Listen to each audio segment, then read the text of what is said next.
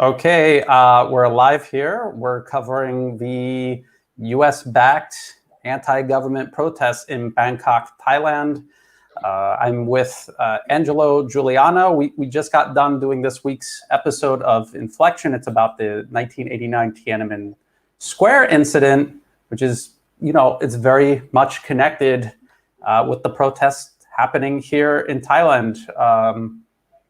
And let's remember the protests in Thailand, Hong Kong, Myanmar, Malaysia. Look at a map. This is all about the US stirring up chaos all along China's peripheries and also within its own borders.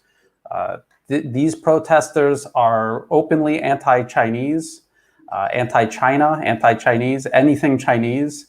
They want to get an opposition into power that has promised to roll back Thai-Chinese relations. So keep all of this in mind when we look at these protests. Angelo, what are your thoughts? We were watching this a little bit before we went live. What are some of the takeaways that you had? I thought were interesting. We were mentioning lots of LGTB flags, and you've been in Thailand for a long time. I've been going to Thailand once a year for 25 years, and there's no society which is more inclusive than Thai societies. So it's funny to see, like how they're trying to come up with protesting for the LGTB when already the whole LGTB movement is extremely inclusive in Thailand. People just don't care about this. It's and you need to go to Thailand just to realize how society is so flexible, so inclusive. It's just ridiculous how those movements can be hijacked. Actually, I had Luna Oi.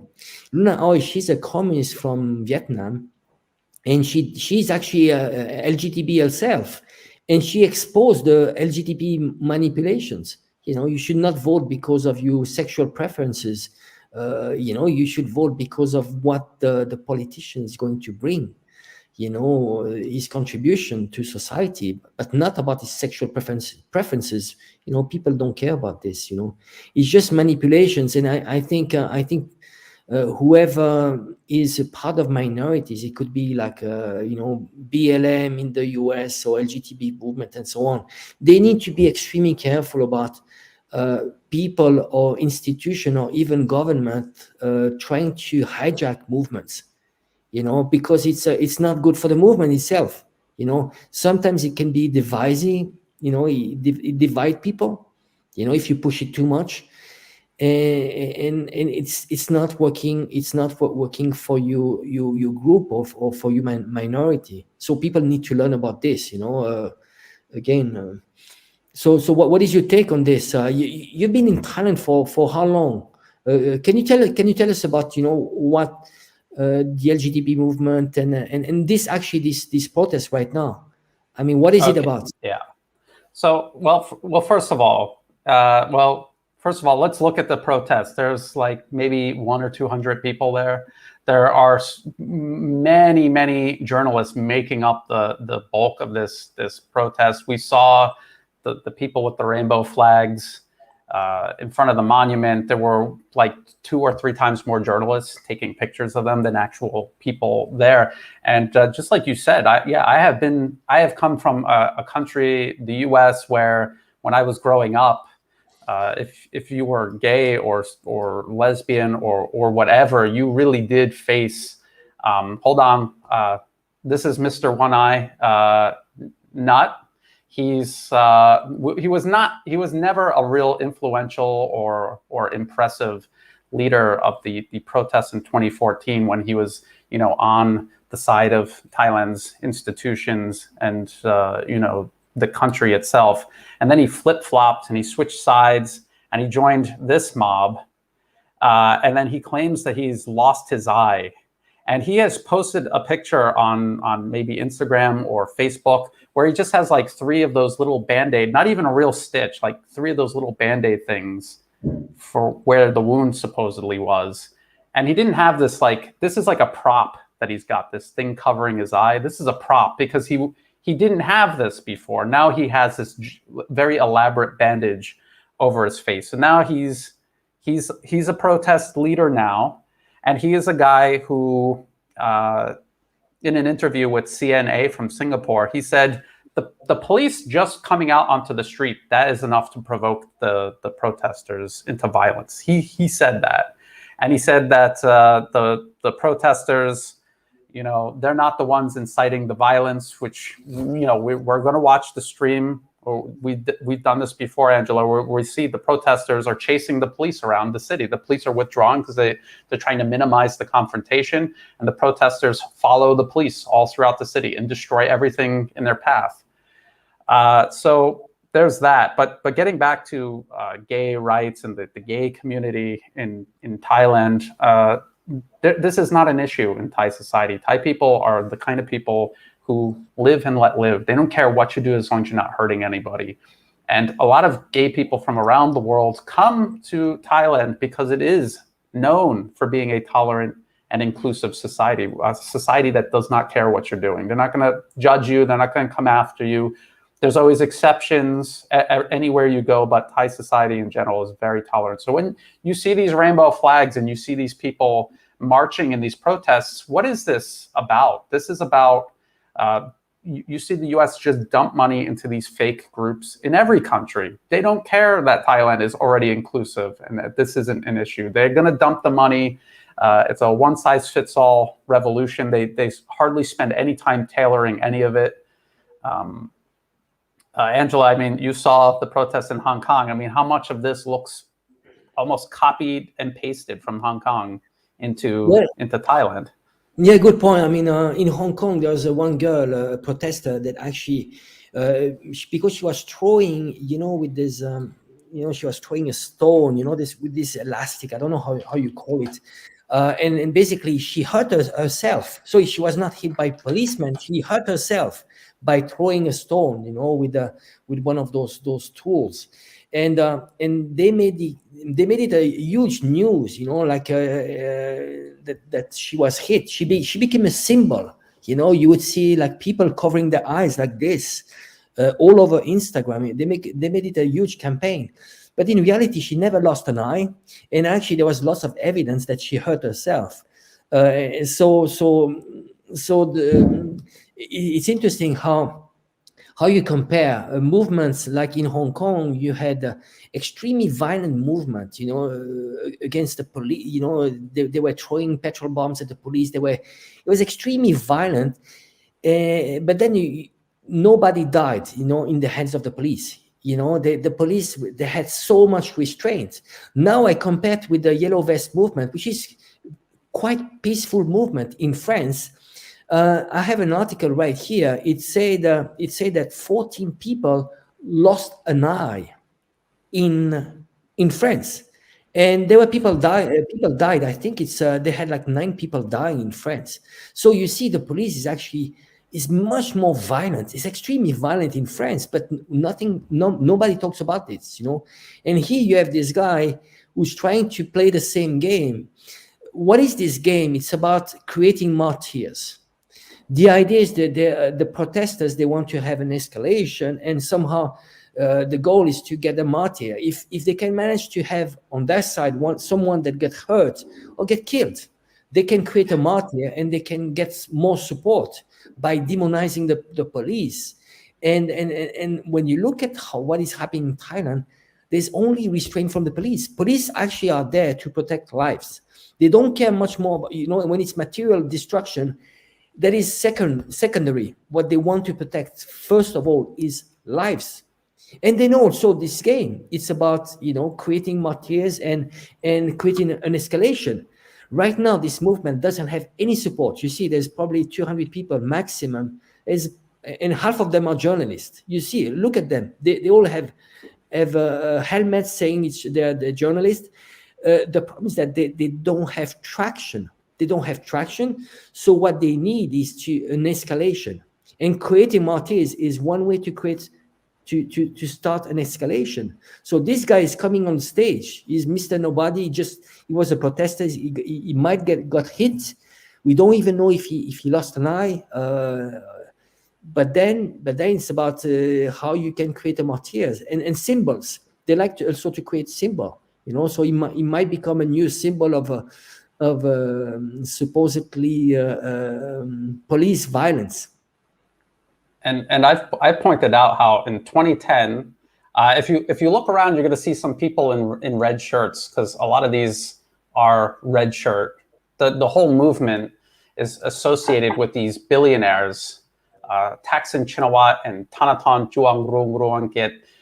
These two billionaires are backed by the U.S. and it was the red shirts back in 2009, 2010, and then you could watch it if you paid attention over the years. You could watch them trying to rebrand it into this youth student movement, because the red shirts, quite frankly, they got a reputation for just being violent thugs who would just rampage through the city. When they came, everybody kind of spoke in quiet tones and just were worried that they would torch something or kill somebody.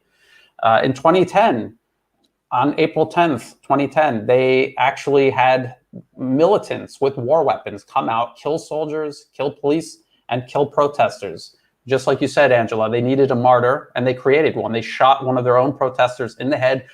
They immediately took pictures of his dead body, which they put on the Voice of Thaksin magazine, their propaganda magazine. And then they rushed him over to the protest stage, and they had him on the stage, like missing part of his head. And they were showing him off to the protesters to radicalize them and to escalate the protests. So people need to be very careful about these protests.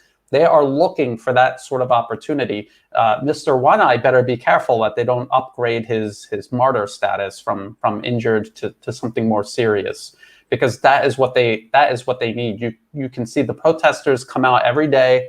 There's just a couple of hundred of them in a city of 12 to 14 million people, and they have been doing this for over a year now. And actually, they've been doing this since 2014, on and off.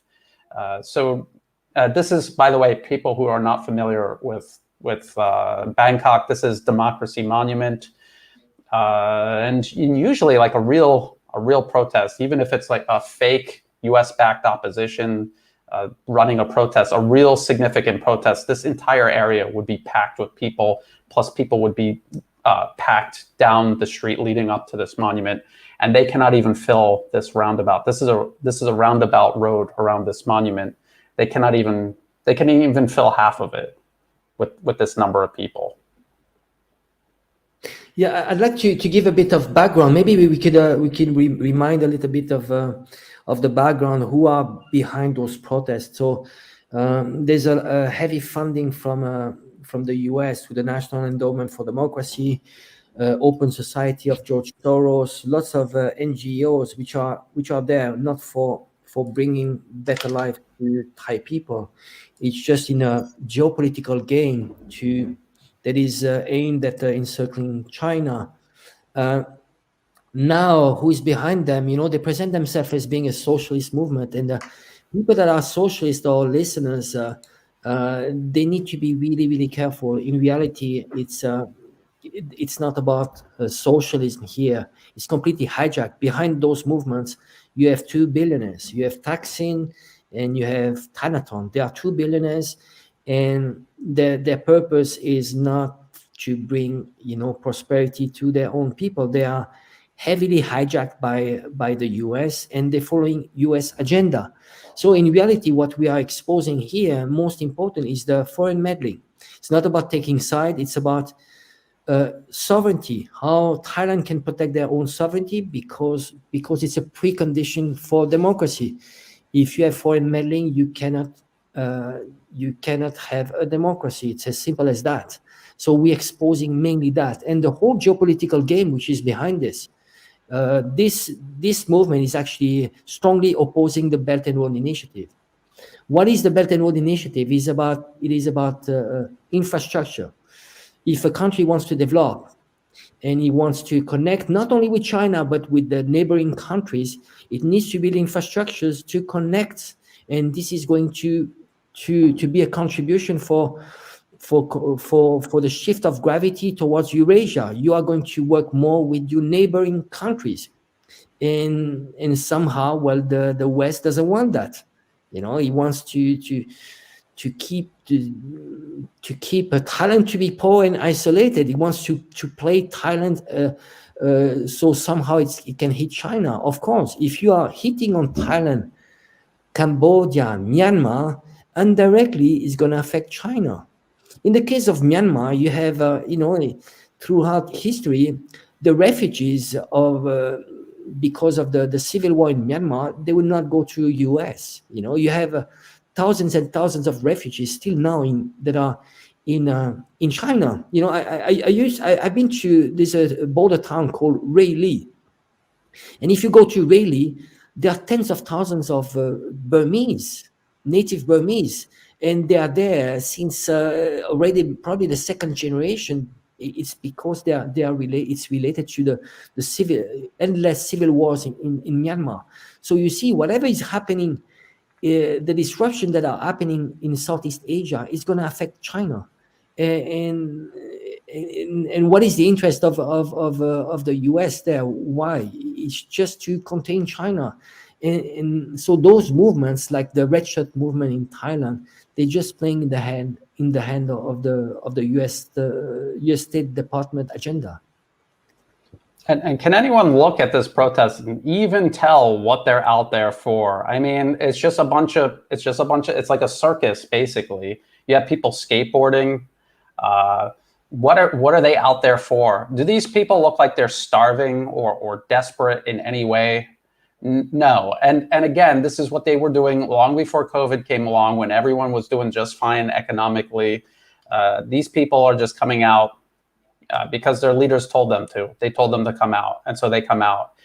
This is a way for a lot of these people to get attention. A lot of these young people, this is the trick of social media. They go out, they take photos, they post it on Facebook, they post it on Twitter, and because the algorithm is rigged to back basically US foreign policy objectives around the world, they're going to get more likes and shares and attention than they would ever get just going about their daily life. So this is a way where, you used to have to buy, journalists and politicians dinner, invite them to the embassy. It used to take a lot of effort, but now with social media, with just some likes and shares, you can really win a lot of people over, to get them to just come out and do stupid things over and over again just to get attention.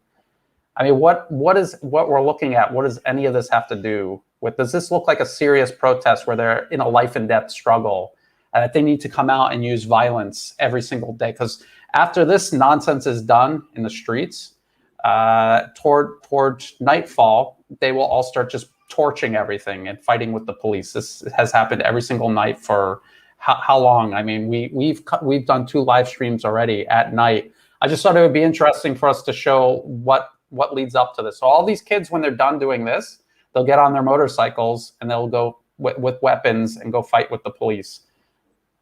And again, this is what Angelo was talking about.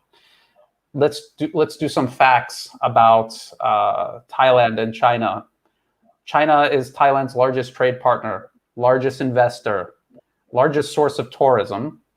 For people that don't know, more tourists come from China than from all Western countries combined. So you'll hear a lot of really loud, old white guys that it's just these expats that are dug into Thailand. They think the whole country hinges on their tourist dollars. It doesn't. It doesn't hinge on tourism at all. But if it did, it would take Chinese tourism way more seriously, because there's way more people and money coming in from China now. And there are people that come in to go to restaurants, to go shopping. They don't just hang out in these 2 or 3 streets with these seedy bars. They're not into that. So this relationship between Thailand and China, and actually many countries in Southeast Asia and China, this is growing, and the US is determined to stop this. And how do they stop it? By political instability. And so they'll find any reason to get these kids out into the streets and to keep them there. And they don't care whether they succeed or not, as long as it's creating trouble. If they could get their proxies of choice into power, someone like Tanaton, great. And if they can't, and everything just becomes chaotic instead, that's still good, because now China is trying to do business with an unstable country. So it's still kind of a win for the U.S. Their goal is to maintain primacy over the entire Indo-Pacific region. They cannot do that by competing directly with China. They could only do it by keeping the entire region down. If they competed head-to-head, they would lose, because there's just way more people in the Indo-Pacific region. Well, if they're all working together, they're going to surpass the U.S. Why would the U.S. have primacy over a region it's not even located in? So there's so many problems with what the U.S. is trying to do in terms of foreign policy, and that's why so many toxic things come out of U.S. foreign policy, like just keeping the streets of Bangkok clogged with violent protesters. Yeah, Brian, I'd like to add up a few things. I mean, people. So we are covering a small event here in Thailand. Some people might think it's a non-event. There's nothing happening. In reality, we need to remind people that what is happening in Thailand and in the regions are probably advanced indicators of a potential Arab Spring. So it could be a nation spring. All the indicators are there. The funding has started a long time ago. It comes in different forms because every country has different, the different setup when it comes to opposition and stirring up problems. So it can be in the form of meddling. So you have lots of money which is being poured in those countries to take them away from their relationship with China.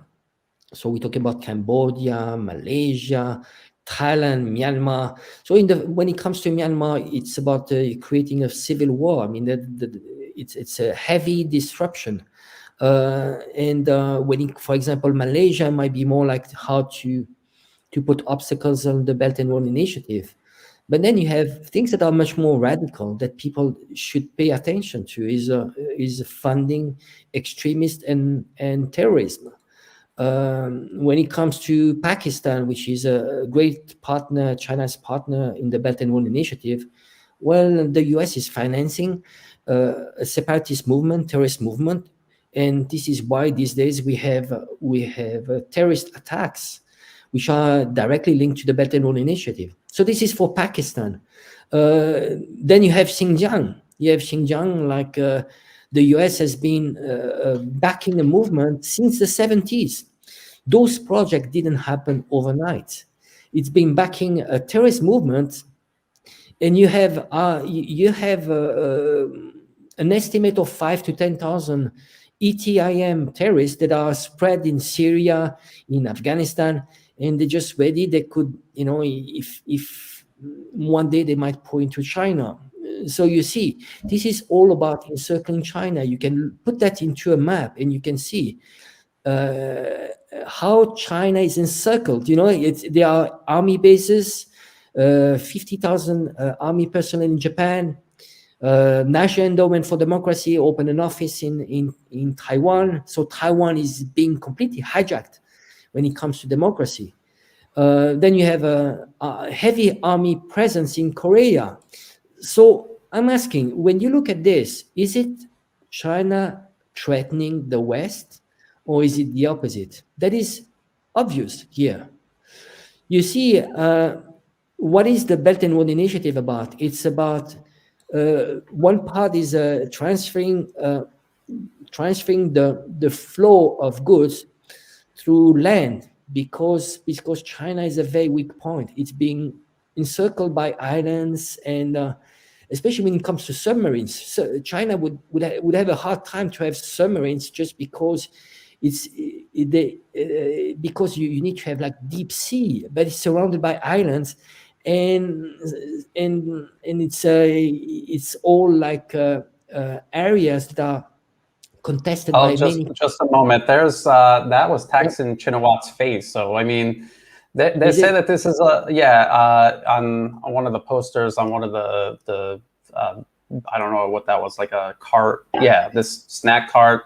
And like I said, the red shirts, a lot of them are wearing Truth Today T-shirts, and Truth Today was the media platform of Thaksin Shinawat's red shirt leaders.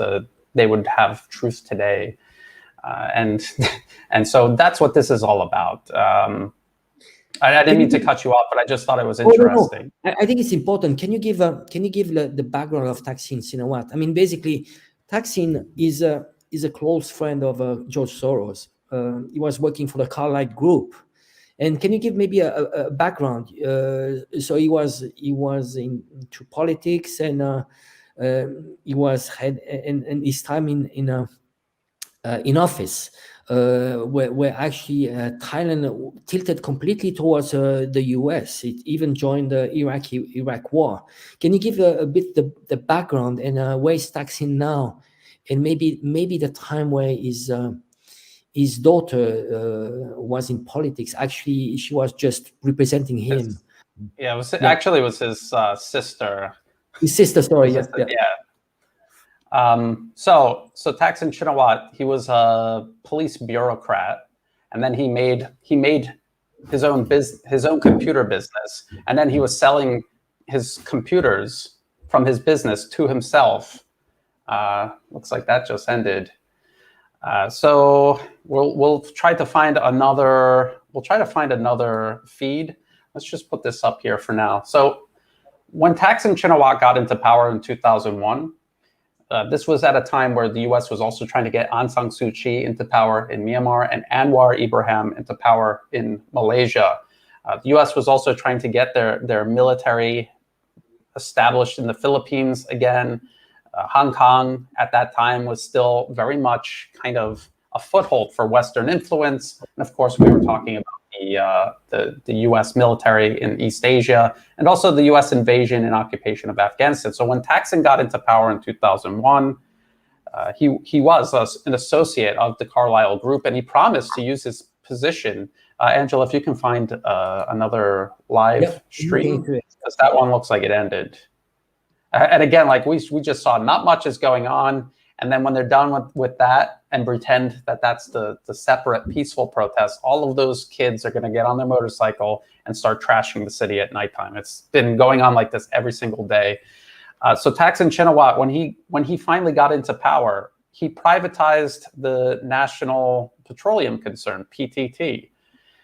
He tried to pass a U.S.-Thai free trade agreement without parliament approval. He also sent Thai troops to Iraq to aid the U.S. occupation of Iraq without parliament approval. Okay, let's see this one. This is live? No, this is I'm sending you recorded live. Recorded live, but it gives you this is basically a daily occurrence in Thailand. So they are putting pressure, I mean, on a daily basis, and in blocking streets, and throwing petrol bombs, burning some police small buildings. We've seen it. It's nothing close to what happened in Hong Kong. But again, we saw it in 2010. I was actually in Bangkok in 2010 when they took the whole center, the whole Siam area. This area actually this is recorded. The skateboarders we were showing was live. This is recorded from a few days ago, and this is the area, Angelo, that they took over in 2010 and burned down too, by the way. Well, they burned down one of the largest shopping mall in the world. I mean, it's massive. I mean, and actually, can you correct me? I had heard that there was 2 shopping malls there. They actually target one shopping mall that was actually more pro-government. Is that true, or I just? Yes, they were targeting businesses that they said were associated with basically the ruling circles of Thailand, and also ones that were sympathetic towards the monarchy and people perceived to be enemies of Thaksin Shinawatra, this billionaire. And by the way, the 2010 protests, that was because the courts seized billions of dollars of his assets because he was a criminal. He's a fugitive right now and hiding in Dubai, and he's still phoning in and providing leadership for these mobs that we see in the streets today. So to get back to who Thaksin was, he was doing all of that for the U.S. And then in 2006, he was ousted in a military coup. And then since from that point on, he was backed by the largest lobbyist firms in Washington. And then his sister got in his brother-in-law got in for a very short time, not even a year. And then his sister got in from 2011 to 2014. She got ousted in a military coup. And what she spent her whole time doing was, one, destroying Thailand's rice industry, which is very important, much more important than tourism. So she destroyed that by a vote-buying fake subsidy scheme that her own government looted, and then left 1 million rice farmers unpaid for over 6 months. What rice farmer can go 6 months without being paid? So she fled the country. She's a fugitive. So you have Thaksin Shinawatra, Yingluck Shinawatra, fugitives outside the country. Now they've got Thanathon, Juangrung Ruangkit. His political headquarters is literally next door to Thaksin Shinawatra's Thai party headquarters. And they openly worked together. During the 2019 general election, Thanathon's party lost by over 2 million votes. Thaksin Shinawatra's Thai party lost by over 500,000 votes. And then in a bid to try to get Thanathon as the prime minister, Thai actually nominated Thanathon as their candidate, even though he was not from their party. So there's all of these things. Oh, by the way, this right to the right of where the camera is right now is that shrine that was blown up by the Uyghur terrorists. And this exact mob, I think it's like over a year ago now, because these protests, like I said, these have been on and off for over a year now. Oh, you see the fist? Can you see the fist? This fist? Yeah. Did you see the fist? Yeah. So it's actually Otpor. It's the Otpor. Logo. CIA NED backed regime change in Serbia, and so these protesters were actually carrying the East Turkestan separatist flag in this intersection where the terrorists killed over 20 totally innocent people at that shrine. So it just goes to show you, these protesters probably have no idea what they're doing. They don't know someone gave them that flag to go fly around, and they were carrying it around with the Taiwan independence flag. It was just the Milk Tea Alliance flag set. Maybe it came in a CIA flag pack. I don't know. And they were flying it around, and they had no idea that flag represents the terrorists that killed all those people in that intersection in 2015. And so everything about this protest is being controlled. You could see those kids before. If we could find a live of, I don't know if they're going to have a live. Well, I think it was today's more quiet. Actually, at this time of the day, it's quiet, and it gets more active, more actually violence towards the evening. You get all the flags coming out and destroying things. But right now, not much is happening. I mean, the problem is that it's probably embarrassing for the media that those movements gather only a few hundred people per day. But keeping in mind that those movements can escalate. And I think it's important for us just to come out and explain, the whole situation. Because, I mean, if people just drop by without having the background, they might have a misconception about what's going on. But I think it's important. You just mentioned before that shrine, that people, they put a bomb there and 20 people died, and it was done by Xinjiang terrorists, Uyghur terrorists. And a year later, you have, last year you had like people coming out with the ETIM Xinjiang separatist movement flags. So it tells you about the ignorance of people. It's the same as imagine September 11. You have people with going to the Twin Towers and carrying a Al Qaeda flag. It's the same, I think. Yeah, fighting for democracy in America, waving the Al Qaeda flag, just completely insane. And I have talked about Thai protests. He's kind of a leader, but not really. He doesn't go out into the streets, but he does a lot of auxiliary sort of things. Netwit is this little Joshua Wong clone, a poor quality Joshua Wong clone. And he actually literally went to Hong Kong to meet with Joshua Wong. And then he tried to invite Joshua Wong to Thailand. And Joshua Wong was turned back at the airport because the Thai government said, no, you're not coming here and causing problems here also.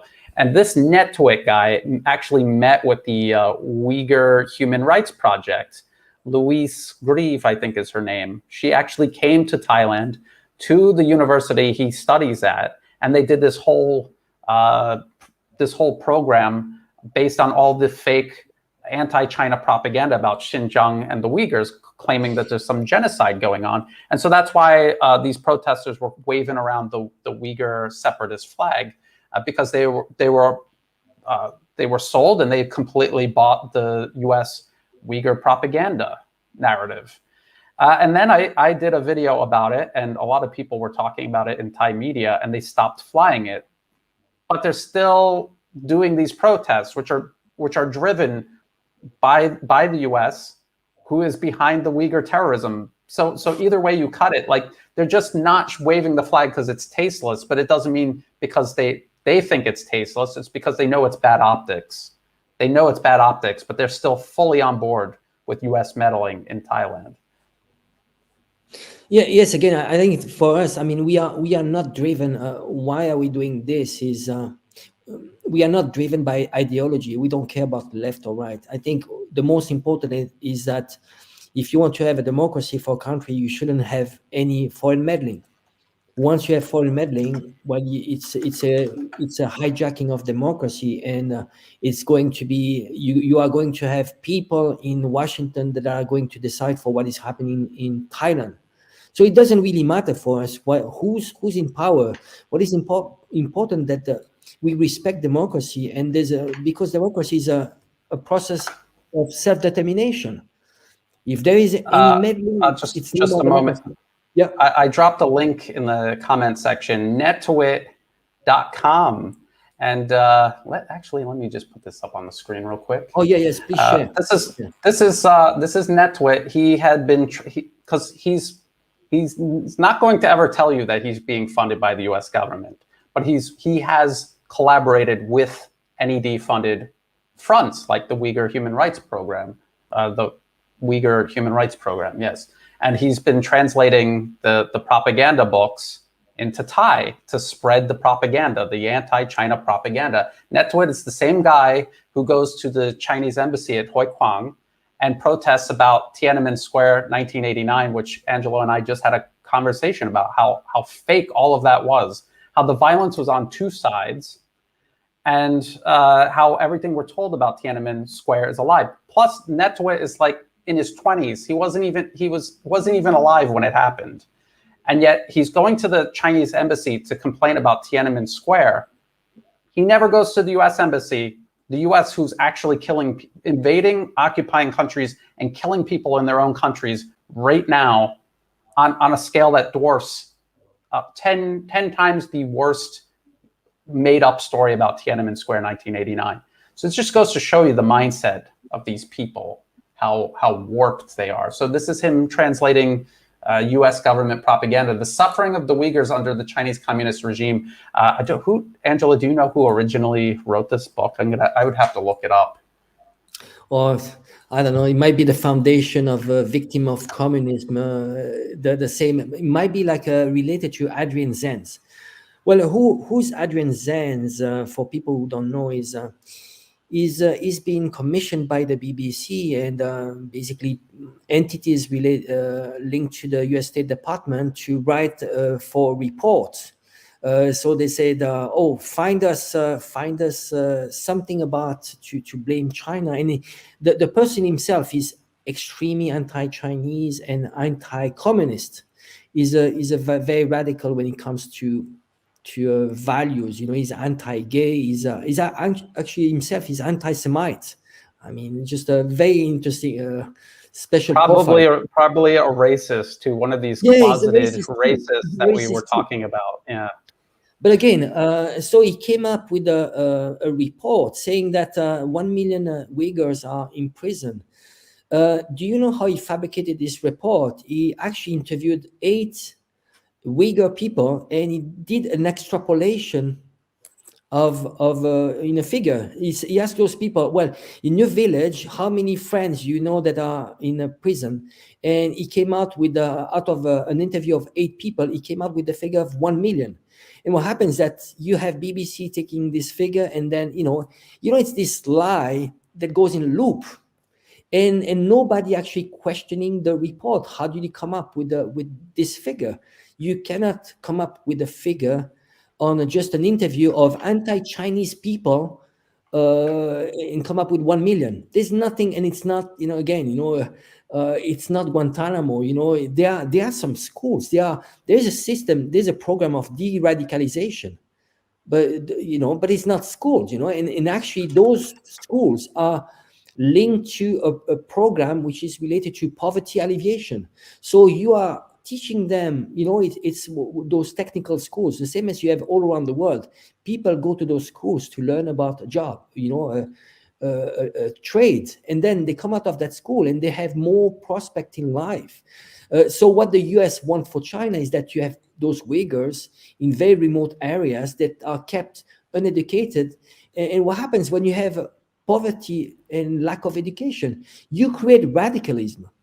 People go into religion, and this is what happened in Afghanistan. Again, just not, when you look at the Mujahideen movement, it came in, it was a very radical movement that, and it was a step back in terms of economy for Afghanistan. In terms of progress, it became like very radical, was bad for women's rights.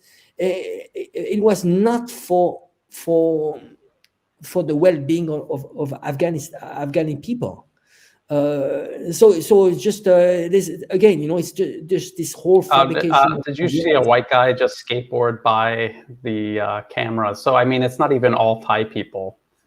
There's some white guy. I seen him before at the protest, and he complained that how come more Thai people aren't joining? Well, maybe first of all, as a white guy, you shouldn't be getting involved in a protest because you might not understand what's going on. And Thai people aren't getting involved because they don't support these protests. There was an election, and these protesters think they want to get into power. Maybe they don't realize that that's what they're out there for. They lost the election. And so, again, that was a white guy I just saw. I did a video on him, actually, way back when he first turned up at the protests.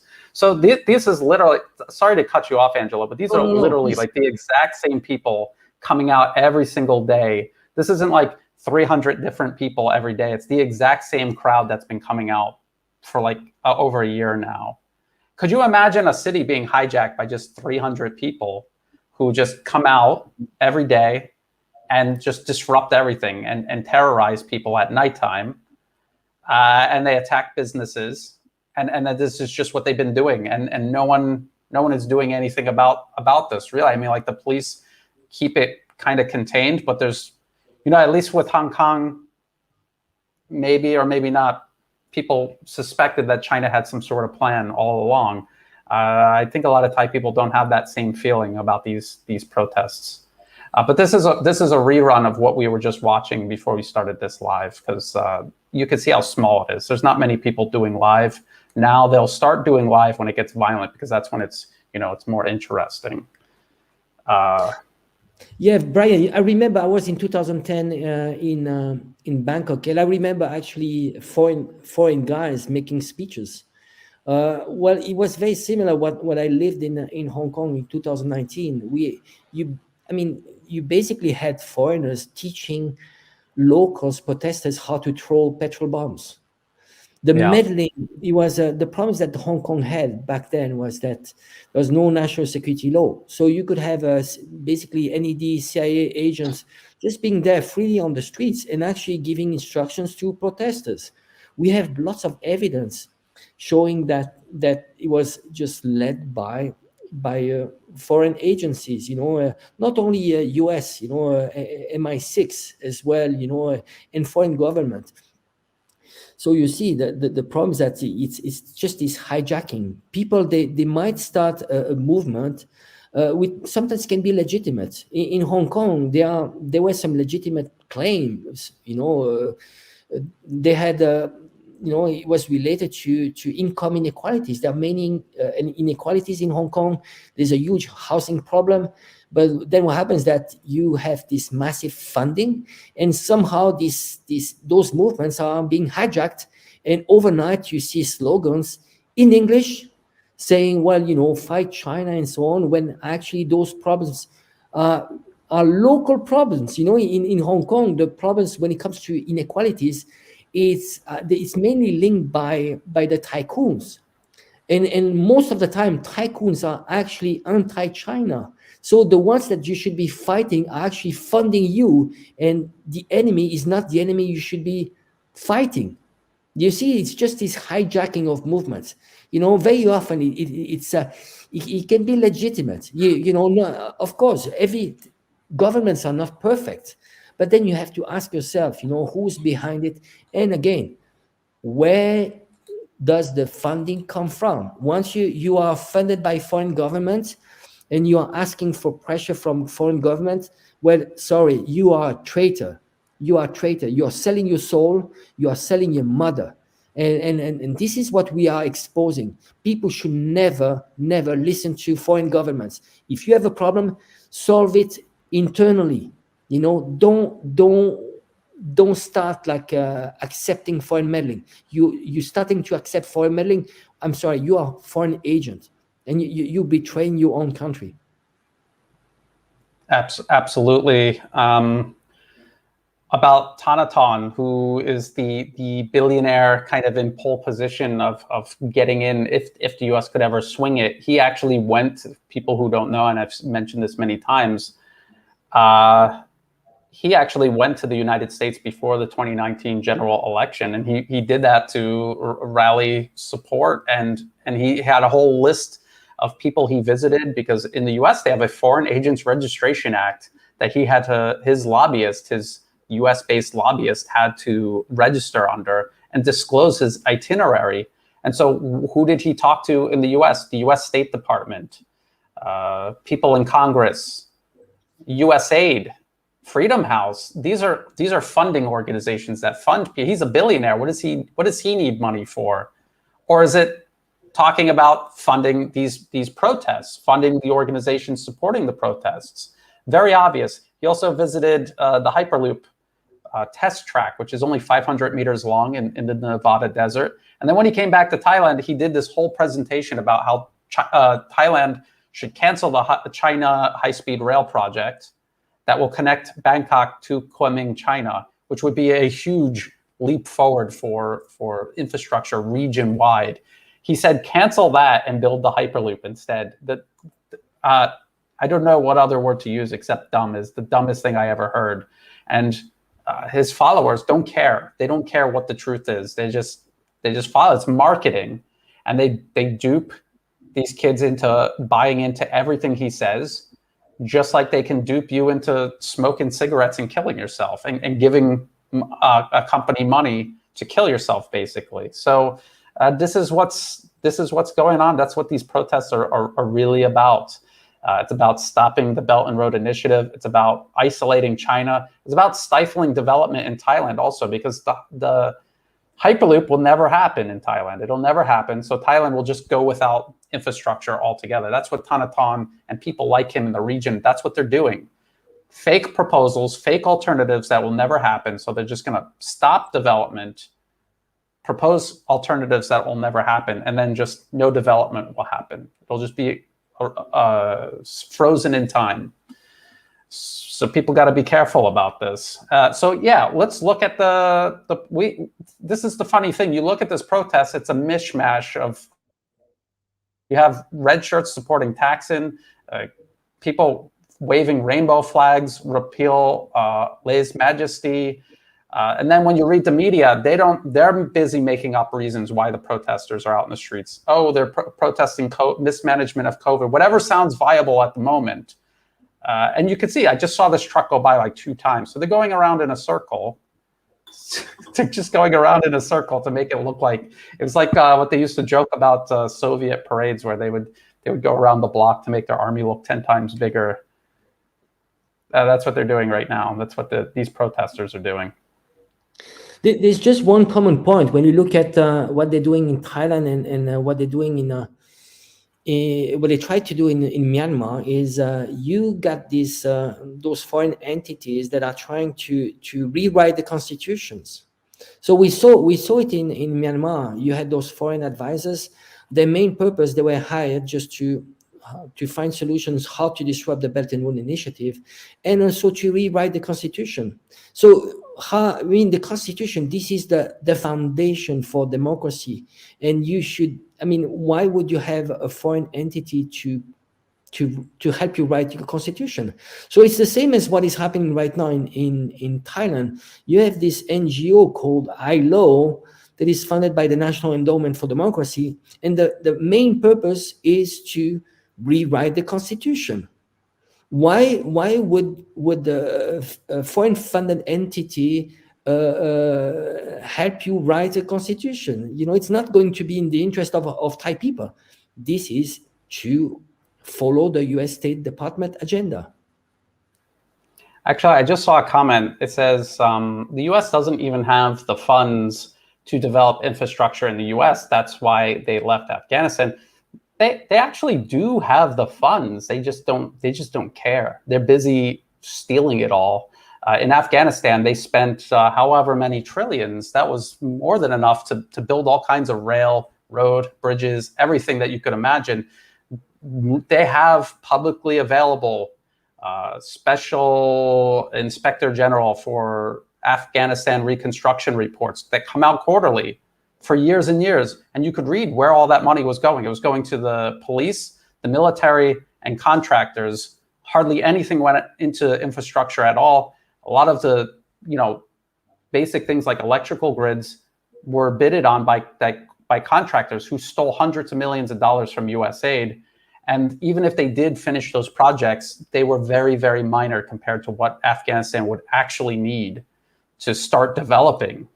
And the US had no interest in doing that. Empire has no interest in building up its vassals or its colonies or its client regimes. They want them weak and dependent. Those communities that depended on the US-backed client regime in Afghanistan, they depended on US aid handouts. They could not sustain themselves on their own. And that's why there was all that panic when the US finally pulled out. And they pulled out with they knew that the government they knew it wasn't going to last at all once they left. They never planned for it to.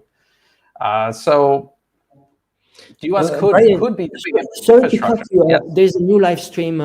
So basically, there's going to be an installation today. So you have, there's a coordination between the protesters and the press. So basically, you have the press that is going on site ahead of the protest, and I think it's so they're going to start to block the roads, and this is going to be it's the same as every Saturday, and actually almost on a daily basis. Daily. They're blocking the roads, and they're actually confronting the police. So it's constant. So now you have the post, and they're preparing. So they're there on the ground, and there's going to be a direct confrontation. But again, a few hundred people, they can really block. I mean, you know how the traffic is bad in Bangkok. I mean, you block one of those roads, and it can get really chaotic. Even now with the lockdown, if you're driving around, even it still can get pretty busy, and then a bunch of violent protesters blocking it up can create havoc. Yeah, so this is going to go on until late tonight, and again, it's always the same thing: direct confrontation, petrol bombs, destroying buildings, firearms. They have guns now. Two people have been shot, and there's the police right there. People have been shot, and not by the police. And I was just talking about, actually, let's do this. Let's put this one up real quick. Thailand, urgent investigation needed after live rounds fired at child protesters. Now, Angela, when you read that kind of sounds like the police were firing live rounds at child protesters. But in reality, if you knew the details of this, first of all, it is unconfirmed who fired the shots. Actually, it's not unconfirmed. It's very obvious it was the protesters shooting at each other. When they say child, they're talking about 14, 15, 16-year-olds. But this is the age of these vocational students who are notoriously violent, who were killing each other, 14, 15, 16-year-olds killing each other long before these protests ever started. Amnesty International will never give you that context. They want to insinuate that it's the Thai police shooting live rounds at kids. One kid is in a coma, and one was able to speak for himself, and he said he was shot by other youths. He wasn't shot by the police. And it was a 22 caliber round, which the police don't use. That's the round that most of these protesters use. They got these little pen guns that they're Votech students. They make their own little improvised guns, and they fire 22 rounds because they're easier to come by. And so that's what's going on. That's what they're doing. And this is Amnesty International doing what they always do, running interference for violent mobs, covering up the protest leaders who know this is going to happen. They organize these protests, and they know every night there's going to be violence and someone could potentially die, and they don't care. And Amnesty International is there to run interference, to use human rights advocacy as a smokescreen, to blame the police when it's the protesters themselves trying to escalate things. And we're watching it every single day. They come out to fight with the police. Every day they come with weapons, machetes, guns, explosives, petrol bombs, everything. We've seen it over and over again. I think it's interesting when you just mentioned here, like average people, they don't read articles. They see the headlines. So you can be, so many times you are misled. So you see a child being hit, and then you go into the article and it gives you another picture. So the problem is that average people, they don't take the time to investigate. It's just emotional. They see a government, the oppressor, and the people make lots of shortcuts because people are just too busy. They're just too busy to investigate, and especially when it comes to the West. The Western mind is, there are probably many reasons related to that, but it's either white or black. I don't know if you see, movies, you see that in movies, you get the good guy and the bad guy. While in Asia, you have this yin and yang, and they mixed up. The Asian people, they tend to understand that there's a gray area.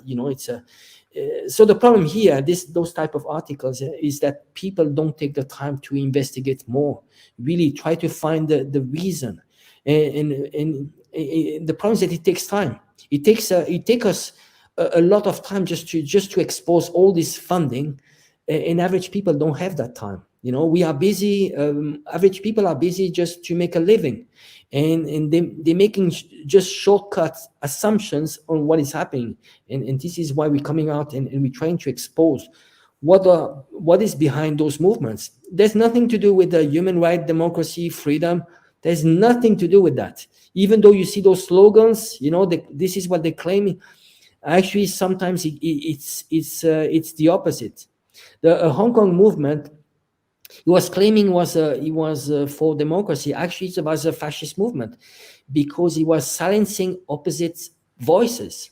If you were to talk against that movement, supposedly pro-democracy movement, well, they would destroy you. They would do doxing on social media, and they would beat you up in the street. So that's not democracy. This is fascism. And so we need to be extremely careful. This weapon of human rights, democracy, beware. Whenever they mention this, beware. Do some diggings. They're actually completely the opposite. Very good point. This climate of fear is something that the opposition, the US-backed opposition here in Thailand, also tried to create. I don't know how successful they've been, but there are some success stories. A Food Panda driver openly committed arson in broad daylight on camera, and Food Panda rightfully condemned him for it and said he would lose his job, which is a very normal response for a company to deal with an employee who is breaking the law blatantly. But then the mob created this kind of Twitter storm on Twitter, this hashtag Twitter storm. And they panicked Food Panda into thinking like, oh, it's like 1 million. It's trending at 1 million tweets. Ban Food Panda. So Food Panda apologized for condemning a criminal who did arson in broad daylight. And so this is the climate of fear that this mob is creating. Now, of course, Twitter it's funny because you could see hardly anyone comes out to these protests. You could see down here the thugs are all gathering to fight with the police. One Eye Nut, the protest leader for today, we saw him at Democracy Monument. He says just the police being there is enough reason for the protesters to start using violence, just being there, which is, he talks about international standards. There's no international standard or law that says just the police being present somewhere justifies violence. So that's what you could see the protesters are already squaring off against the police. Like I said, they broke off from the main protest. They got their motorcycles, and they're going to be doing this all afternoon, all evening, and into the night. So the climate of fear in Hong Kong, this is something the protesters here in Thailand, they've tried to recreate it, targeting, singling out businesses, singling out individuals, trying to ruin their lives just for thinking differently. So is that pro-democracy?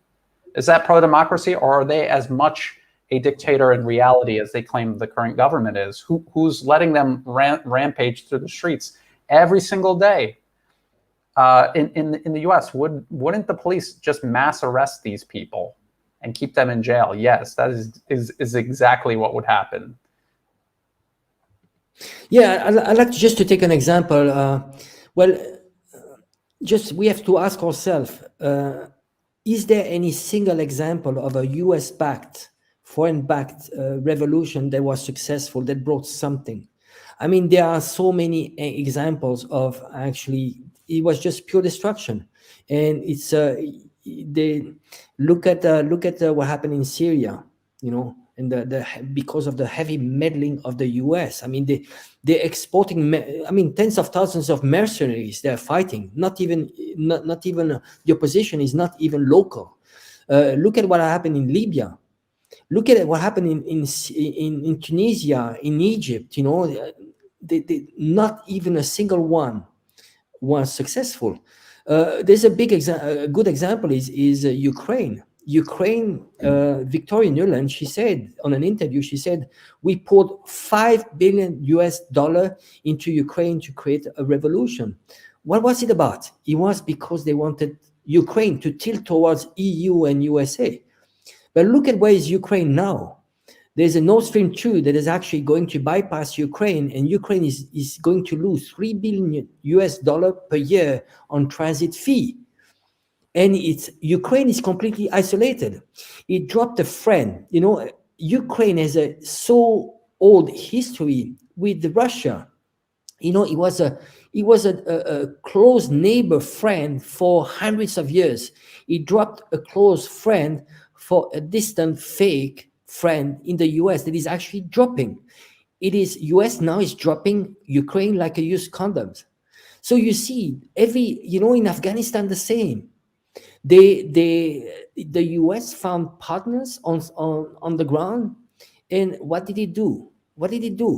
You see, at the end, 20 years of poverty, no progress, poverty.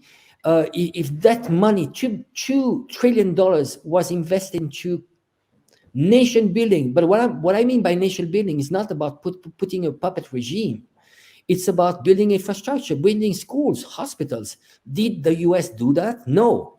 You know, the biggest infrastructure project that the US had in Afghanistan was a $1.5 billion of building the US embassy. Can you imagine?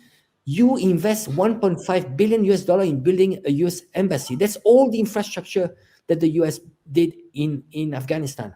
So those movements, wherever they are, if they are US backed, they need to be really careful, because they are going to be hijacked, and ultimately it's not going to benefit the people of that country. I'd like to point out that there are real protests in Thailand. They come out, they have a very specific problem that they're upset about.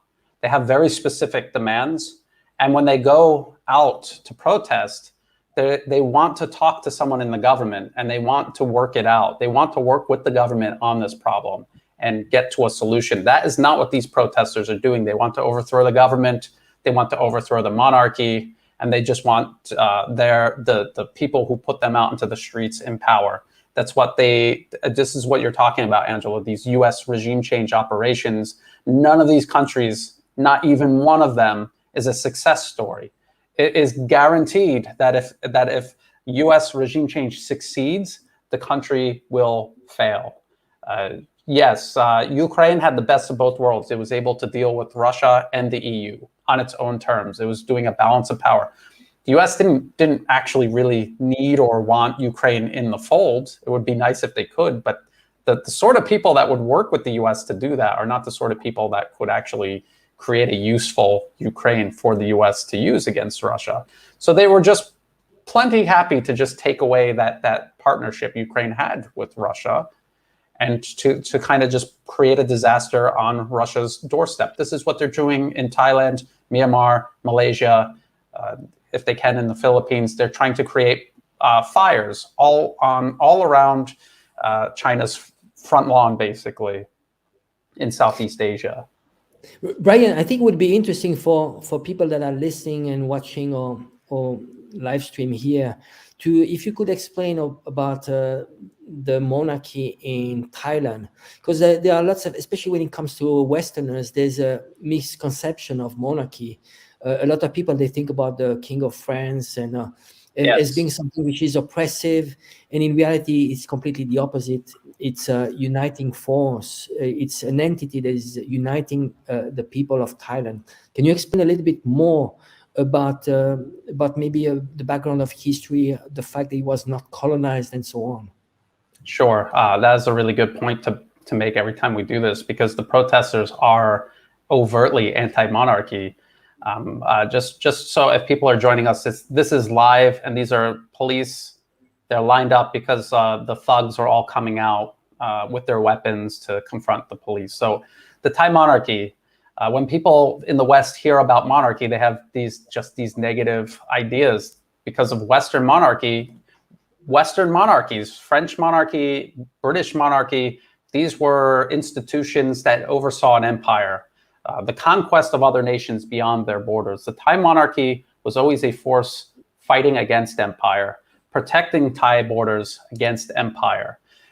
They unified the people in Thailand in such a way that the British, the French, they were never able to find those sort of fault lines that they're able to find in places like Myanmar, Malaysia, Cambodia, even Vietnam, Laos. They could not find those fault lines and exploit them to divide and destroy Thailand. They were never able to do that. And that was thanks to the monarchy. And before I ever even really knew that much about the monarchy, I was reading this. It was a pirate book. And it's about these European pirates who hated their own monarchy. They hated all the other European monarchies. They would go out of their way to prove that, to show it off. But when it came to Siam, which is what Thailand was known as back in the day, they respected the Thai monarchy because they knew that if they offended the Thai monarchy, they would never be able to do business in Thailand ever again because of the unifying power the monarchy had over the Thai people, and how a lot of people say that Thai people are subjects of the Thai monarchy. It's actually really the other way around. It is the Thai people's monarchy. They see it as something of theirs. They don't feel that they belong to the monarchy. They feel like the monarchy is something that represents them.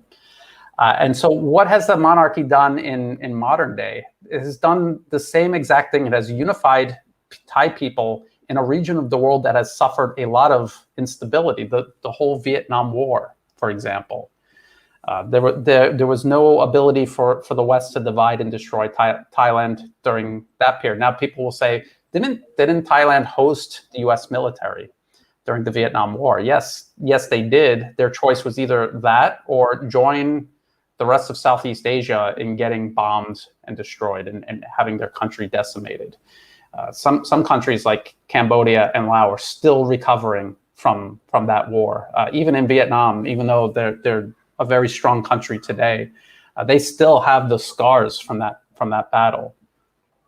So what does the monarchy do in modern day, like the 21st century? If you go anywhere in Thailand, you will see that the monarchy promotes people to be self-sufficient, to avoid debt, to own their own land, to grow their own food, and then sustainably build wealth by reinvesting your income into adding value. So if you're just a farmer, what they would have you do is invest in different processing steps to add value to your products, to grow more than just rice. Because if something goes wrong with the rice market, you'll be in big trouble. And I have been to farms where people practice this, and even in a time of crisis, they are okay. They're able to survive. And people who don't, who do the monoculture advocated by the West, they suffer tremendously. So that period of time from 2011 to 2014, when Thaksin Shinawat's sister was in power, and they did that rice buying scheme,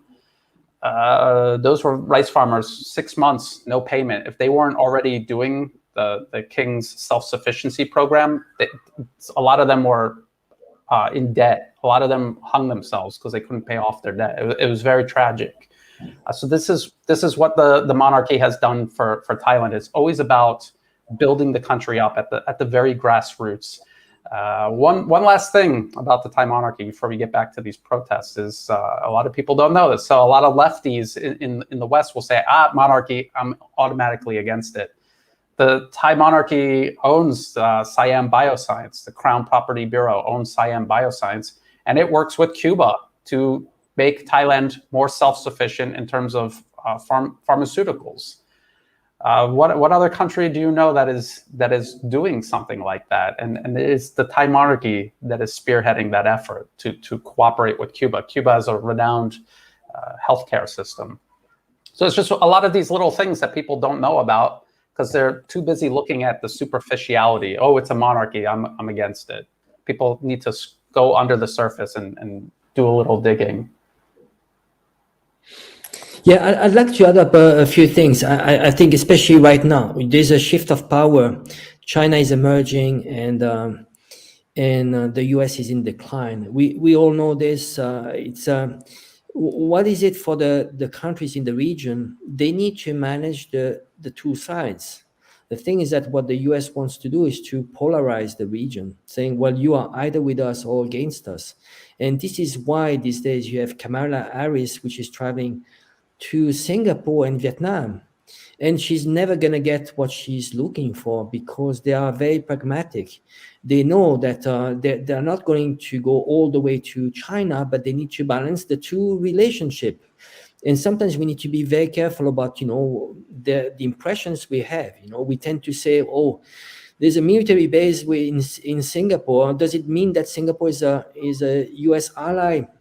Don't be tricked by that. Don't. The reason they have military bases are for other reasons. They are more related to freedom of navigation. It's the largest superpower. Would you deny that? It's you need to look into details. What are the purpose of those army bases? I listened to the foreign minister of Singapore. He was saying, well, if China wanted to build a military base in Singapore, would you say that? Yes. Would you accept that? And he said, well, why not? Why not? Keep in mind that those countries, they are very pragmatic. Most of their trade is done with China, 30%. So you de facto, China is your partner. So would you give up this partnership for a distant friend that is actually not your friend? Would you do that? No. It's not neither side. They're not looking for being too close to China and forming an alliance with China. No, it's not about this. It's about there are two superpowers, and we are not going to play in the geopolitical game of that is leading the world into World War III. And this is why we are online too, because you and I, Brian, we fear an escalation that could lead the world into a World War III. And it's important to educate people to let them know, beware of those movements that are polarizing each country. Malaysia, Thailand, Myanmar. It's who's behind this, who's funding, and what is the purpose. Do you really think that the US cares about those countries? If the US cared about people, it would care about its own people first. There are so many problems to solve at home before trying to meddle into those countries. And whenever the US starts a colored revolution or regime change, it is translated into chaos and civil war. That is a fact. Okay, so we see so this is the police. We just saw at Democracy Monument, there were no police there. They let them protest. They let them block up a public road, even though there's not nearly enough people to justify doing that. They could have easily had their protest on the sidewalk. They didn't bother them at all. The police are here because they don't want the protesters going down this road. I'm not exactly sure. I think this might be on the way to the Prime Minister's house. They've tried to go to the Prime Minister's house on multiple occasions. Obviously, the police aren't going to let a bunch of violent armed protesters go to the Prime Minister's house. So they're going to have to stop them from doing that. And you see that it's not the police going over to the protesters. It's the protesters coming over. The police have not fired any rubber bullets yet. They have not fired any tear gas yet. And it's the protesters throwing explosives at the police already. Now it's 5:32 local time here in Bangkok, Thailand. Angela, all real good points. And one other thing about the monarchy, the reason why the US-backed mobs in Thailand are anti-monarchy is because it is still, to this day, a unifying force in Thai society, and they want to remove that so they can divide and manipulate the Thai people just like they do everywhere else, like they do in Myanmar, like they do in Malaysia. If you understand the politics in Malaysia or Myanmar, how divisive they are, they would love to do that here in Thailand. You know, Muslim, Buddhist, secular, doesn't matter what you are in Thailand. Everyone gets along. Everyone agrees that the one thing they all have in common is they're Thai, and they have the Thai monarchy. If you get rid of that, then you can play all of these games where you have Buddhists against Muslim, you have all the Western liberal groups with their pet political proclivities that they feel they need to force on everybody else, and then you will get the same sort of chaos that you see elsewhere where the US is meddling. People are asking, what are they throwing? They have a variety of explosives. They have these things called ping pong bombs, and they're like the size of a ping pong ball, but they're just full of explosives.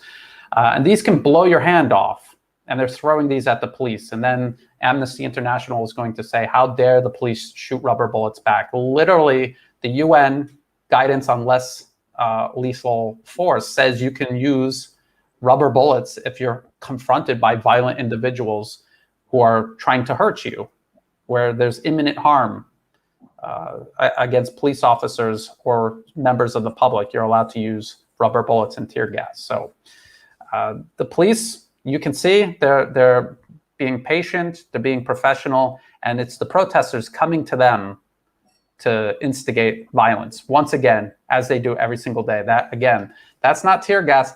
Those are explosives. And there are cars, just ordinary people going by in cars, and they are throwing these explosives. Even if you're going to say, well, the explosive poses no harm to the people in the car, what if someone gets startled and crashes their car because of that? That's not a peaceful protest. They're not peaceful protesters. They never were, even from the beginning, they never were. And this is exactly what they were doing in Myanmar until weapons were introduced and they started killing each other in the streets. And that's what they're trying to work their way up to here in Thailand. But luckily, Thailand is not really handling the information game very well, but they're doing a better job than Myanmar's government did. So if they do that, it's going to, a lot of people in the world are going to see it. It's not like in Myanmar where you could really sweep that under the rug. Yeah, I just want to add something. There are lots of misconceptions, especially when it comes from viewers from the West. If you've lived only a model which is a democracy, and you need to question really, is that really a democracy? Because there are many preconditions to have a democracy. One of those preconditions to have a maturity, people need to be mature. Why is it so? Because you can end up into a mob rule, 51% of the people ruling over the rest at the expense of minorities. So it doesn't work all around the world. Some countries, like in the Middle East, it's more like a tribal vote. People vote according to the tribes, and sometimes it can be at the expenses of other tribes. So they found solutions. When you can have a referee, and the referee can come in different forms. When it comes to Thailand, the referee is the king. He's the one that is actually putting the people all together around the table, and just if there are problems that are related to, that can be very divisive, well, the function of the king is to unite people. Find what unite people and work out the differences. Well, it's the same as when it comes to the Middle East. Figures like Saddam Hussein and Gaddafi, well, in reality, they were more roughly than anything else. Gaddafi, he was really good at putting all the tribes together, and he actually he was extremely democratic. But by having a figure like this, or like a king, this is how you avoid mob rule. Because again, this Western style democracy is a utopia. You need to be very careful. In some cases, if the population is not ready for that, if it doesn't have the preconditions for democracy, it can be extremely divisive. Give you an example of India. Now you have some laws in India that are actually going against Muslims. So you have Hindus that are a majority that are ruling over a minority of Muslims that actually don't have exactly the same rights. So this is why you need to have solid constitution, and in some cases someone that is actually a figure that can unite people. And this is why the figure of the monarchy is extremely important when it comes to Thailand. It's a unifying force. We were actually talking about how Western democracy is actually really a system of control. It allows the elite in the West to continue a singular agenda and get people fighting over this party or that party, and holding their breath and waiting for the next election to change things, and nothing ever changes. It's the perfect system of control. It keeps them on the hook indefinitely. In China, and we were talking about in China, and you were saying how there's only one party, and they have to face the people directly. If they're not delivering, they have no way to kick the can down the road. They have to deal with, there's 1.4 billion people in China. So they have to deliver. They have to produce results for the people to maintain stability. Even if people want to say, oh, well, there's like corruption, every government has some degree of corruption. Even if you're skimming or whatever, you have to understand the value of stability in society. It's like a farmer. If you eat all your cattle on one day, what are you going to do tomorrow? And so, I mean, even if you're thinking very cynically about these systems, a lot of these systems over many, many years have developed a balance between, people running things and the people in the country. They try to maintain a balance because they know if they do too much, like what you see in the US, there will be instability. Okay, so now we see the riot control. We're watching the protesters throw explosives at the police, throw explosives at cars passing by who have nothing to do with the protest. And so now here come the trucks to disperse these violent agitators that are come squaring off against the police. The police are moving out against them now. We just watched it live. We just watched the protesters start this. And we're going to have to watch tomorrow the headlines from Reuters, AP, AFP, CNN, BBC. All of them are all going to take turns saying, the Thai police are brutally suppressing the protesters. They were skateboarding peacefully, and then the police just came and cracked their skulls. Look. And we watched it live. We watched the protesters leave the protest site and instigate violence with the police and endanger the public. Am I missing something, Angelo? Are you seeing the same thing that I'm seeing? Just for the viewers, well, this is right now it's 5:30 it's actually the riots are about to start. This is just early.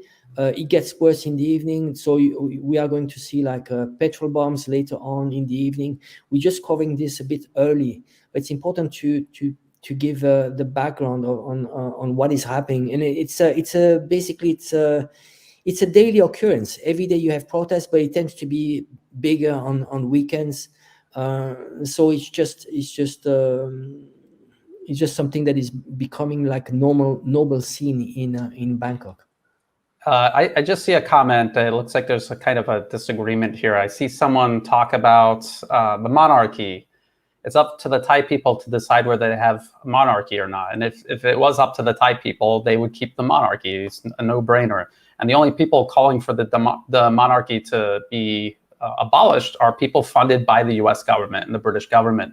Now, this person, Quintin, says they think that it's a waste of tax money. The monarchy does not take tax money from the Thai people, except to perform the role of head of state. And what is that tax money being spent on? all of the staff, all of the infrastructure needed to facilitate the Thai head of state. If you abolish the monarchy, you would still need a head of state, and that tax money would still be going to facilitate the duties of the head of state.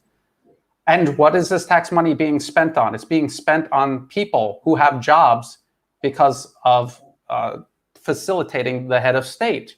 These are people who are going to get tax money, and then they're going to spend it in the Thai economy. So I don't get this argument. I do get this argument because this is what the Western media has been claiming, the protesters are saying. But then ask yourself, what has the Western media ever told the truth about? And is this the first thing they're telling the truth about? And the answer is no. So have a monarchy, don't have a monarchy, you still need to have a head of state. The head of state is still going to need staff. The staff is still going to need to be paid with taxpayer money, just like in every other country. No president, no prime minister, no head of state goes to their diplomatic meetings on a bicycle. They fly on jets. They have special cars and convoys. They have security details. Every country in the world without exception. Air Force One alone, the operating cost for Air Force One alone dwarfs the entire budget of the Thai monarchy to perform their head of state duties. Just Air Force One alone. So this is the Western media just lying to smear the monarchy, like they lie and smear every leader of every country that they don't like. Just keep that in mind. And this is one of the many stupid lies that these protesters are out in the street thinking they're fighting for, because of these sort of lies. That's what they think they're out there fighting for, because they think the Thai monarchy is taking all their tax money, while simultaneously saying the king lost all of his money, so he needs to take loans from Thaksin Shinawatra, while simultaneously saying he's the richest monarchy in the world. So even their own lies, they can't keep track of them. And we've seen this everywhere. This is what the protesters in Hong Kong did. They changed their demands. Like, if the government would meet their demand, they would just come up with new ones and complain about something else, no matter how outlandish it was. Yeah, it's always about unacceptable demands, not rational. I mean, in Hong Kong, it was about 5 demands, but just ridiculous. You just know that you cannot even sit around the table and discuss, because it's just not rational. It's just you cannot accept that. And again, it's a minority. You see, the thing is that when you look at the population, you have a silent majority, and it's probably 80%. Most of people are not politicized. Most people don't care about politics, really. If they care about politics, it's around the coffee and just drinking a coffee, but they're not really politicized. What happens is that you have sometimes a very small minority of maybe 5-10% that are politicized, and those are the ones actually that can stir up problems. That's what happened in Hong Kong. At the end, it was nothing. It started with some claims, that sometimes can be legitimate, housing problems. Okay, but then it's hijacked by the extreme, and those ones, are very often manipulated, and it works very often with kids. I mean, sadly, kids can be manipulated for the simple reason that it takes time to understand. It takes one to study, to read books. The problem is that a lot of people make the assumption that they are going to learn about history by watching Hollywood movies. Hollywood movies don't tell you about history. And the geopolitics, if you really want to understand, you're not going to learn through CNN or BBC, because those are propaganda tools. It requires time and maturity and hard work, and kids don't have that. They jump on conclusion, and they're led by emotional triggers. Politics is not about emotional. If you work on emotions in your life, you'll never do anything which is rational. You need to do the work. You need to be rational and do the work. Study. Who am I? What am I fighting for? Question things. Not like in Hong Kong. You'd question the protesters in Hong Kong. You'd ask them, what are the freedoms you lost since 1997? And they cannot answer. When you cannot answer what you're fighting for, I'm asking you, but why? What's the point? You need to do your homework. If you do the whole homework and you still find that you have reasons to be in the streets, then okay, but do your homework. Look at history. Why are you? What was Hong Kong before the handover? Well, it was a colonial. Citizens were treated like dogs. There were places where Chinese were not allowed to go to. So once they start learning, then they might take another stand. So this is why those protesters, be it in Malaysia, in Myanmar, in Thailand, they need to understand the whole geopolitics. And you know, again, those slogans, freedom, democracy, human rights, doesn't feed you. This is all BS propaganda. The human rights abusers are actually the one that wants to try to export human rights. If the US was so concerned about human rights, it would fight its own human rights abusers at home. And actually, people should export, you know, should talk more about the 1 million people that died since 9/11. Where are those human rights? Look at how many people died because of COVID in the US. Do they have human rights? You know, let's define this. This is whole hypocrisy. We really need to talk about facts and stop like brainwashing people on something which is not tangible. Freedom. Tell me about freedom. Ask a homeless person about his freedom. He's free to protest, but then is he looking for the right to protest? No, he's looking for the right to have housing and food and to have equal rights. That and the elites don't want that. They don't want that. They want to serve you on a plate something which is not tangible. It's not going to give you anything, you know, and it's not tangible. People are materialistic. It's very simple. You want education, you want healthcare for all, you want a happy life. That's what you want, you know, not what Hollywood is trying to sell you.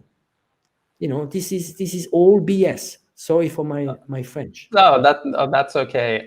Someone's asking, is this live? Yes, this is live in Bangkok right now. Andrew Ma says Thai monarchy had to, and then it's all this rumors about his personal life. Is that Western propaganda? Yes, it's absolutely Western propaganda. The Thai king spent a lot of time in Germany because he's old. He's an older man, and his son is studying there, and he wants to be with his son. There, case closed. And his private life is the target here because nothing about his public life they can't come up with anything about what he does publicly. So they make up these rumors about his private life. And yes, that is 100% propaganda, Western propaganda. This is what they do to every single leader they don't like. They make up a bunch of stories about them. They paint them in the worst light possible, and they sidestep anything that's actually relevant. Like, what does he do as Thai head of state? What does he do in terms of his duty as Thai king publicly? He satisfies all of those responsibilities. And so they need to dig into his personal life or make up stuff about his personal life that you could never prove one way or the other. And it doesn't even matter because it's his private life. Everyone has their private life. So yeah, that's 100% Western propaganda. And the king had a dog and he made him air marshal, but it was like, you know how the Russian Navy makes cats admirals, or how the US Marine Corps has a British bulldog or English bulldog that they make an enlisted Marine. It is a mascot. Then no one thinks that they're actually really an air marshal or an admiral. So again, this is just what the Western media does. They take something that is innocent or even funny, and they twist it into something, whatever they can for propaganda value. It's ridiculous. The fact that it's 2021 and I saw people asking me, is this Western propaganda? I don't know. Did you see it in the Western media? Then yes, it is. It's Western propaganda. What do they say that's true? Why would this be the first thing that they're telling you the truth about? Please use your brain, people. Please. Do you see any more questions? I'm looking. If you spot one, feel free to point it out if you want. Okay, here's Michael Say. Thailand needs to sort out its sex trade. Those sex tourists and pedophiles are a blight. Yes, they are, but it's a very tiny fraction. So it's something that attracts a lot of attention. But again, like I said, Chinese tourists, more Chinese tourists come to Thailand every year than all Western countries combined. It's usually Western tourists that come for that kind of seedy business. And it's in a couple of areas, in Bangkok, in Pattaya, in Phuket. And those areas every year are smaller and smaller and less people go there and fewer people are working there. And a lot of it is people that want to work there because they don't want to work a regular job. This is not like people being sold into slavery or something. This is, they choose to do that. And it's something that is diminishing year by year. So, I mean, that's the story there. It makes headlines because it's, you know, it's a weird thing. Weird things, bizarre things get more attention than ordinary things. They're not going to talk about all the other tourists that come here just to enjoy the beaches or come here with their families and eat at restaurants and go shopping. They want to talk about something strange or controversial to get attention. I think, Brian, would be interesting if you could share, remember this presentation of trade, when each country, the trade they have with China and with the US, the structure of trade and actually the shift. Because what happened in the last 20 years, there was a huge shift. Many countries in Southeast Asia, they had as their main trading partners either the EU or the US. Now the trade has become more integrated. Now they trade more within Asian, and the main trade partner is China, and that's a reality. The average depends. You have it goes. The most extreme is around 46% when it comes to Taiwan and China, but then the average is probably around 30%. And I think it's very interesting to see the evolution from 20 years ago and now. This whole integration of markets, and it's becoming very powerful. And actually, the Belt and Road Initiative is actually going to further accelerate this movement because it's about integration of Eurasia. So there's a gradual shift of gravity towards Eurasia, and this is at the expense of the US. So this is what is the year there? This is 2001. So this was when Thaksin Shinawatra became prime minister of Thailand. And this was when he was leaning very heavily toward Washington, basically doing Washington's bidding. And we could see that this is, where did Thailand export to in 2001? 19.47%. Where is China? I don't even see. Here is China. Here's China and Hong Kong, even if you added them up. It doesn't match the United States. And then let's just take a look at 2018, for example. Exports to China, to exports, not imports, exports to China and exports to the United States. And then now you definitely have to add Hong Kong and China together because the integration is more or less complete. What about imports? I mean, China, over 20%, the United States, actually all of Europe and the United States together, it would be a close call combined. And this is what has been happening to every nation in Southeast Asia, this huge shift from over 20 years now, from the US and Europe dominating the planet economically and dominating trade, to now China dominating it, and the rise of Asia in general, because after China, it's all countries in Asia. And it's the story for exports and imports. So this is what's happening. Whoops. Let's see, where did the, let's get the, I'm closing everything here. Let's get back to this. Yeah, you and I, we like to mention that money is power. We need to differentiate the rhetoric, the words being said, and the reality. The reality is in terms of trades, because again, you know, whatever you say, if the trade is going the other side, it doesn't work. You need to.